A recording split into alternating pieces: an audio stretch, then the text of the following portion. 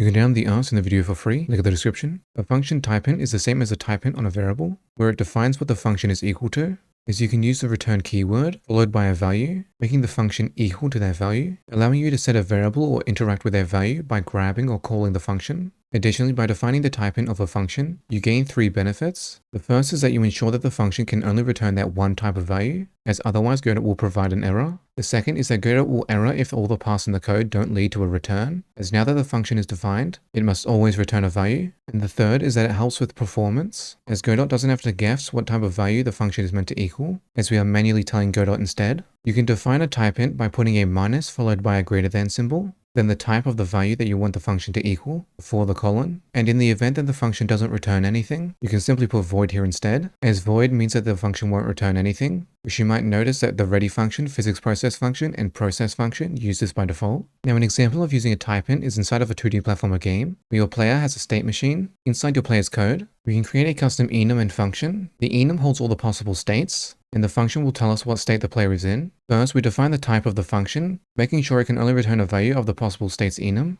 Then we return an enum value based on the player's state. Additionally, keep in mind that when you are using the return keyword, it will skip all the code below it inside the function. This is important as it can help with removing if statement nesting, which if statement nesting is just having a bunch of if statements inside of another if statement, and therefore make the code much more cleaner as seen here, which you can also use the return keyword on its own without a value, simply just to skip the code below it. Now we can treat this function like a variable, as every time we reference it, the code will be run and its value will be updated. Examples of using this function can be running an animation based on the current state, or setting the text of a debug label to the name of the current state. Now you have a basic explanation of what function type-ints are, an example of using basic type-ints, and an understanding of how to use them in any of your Godot games. And don't forget that you can check out the project files linked in the description.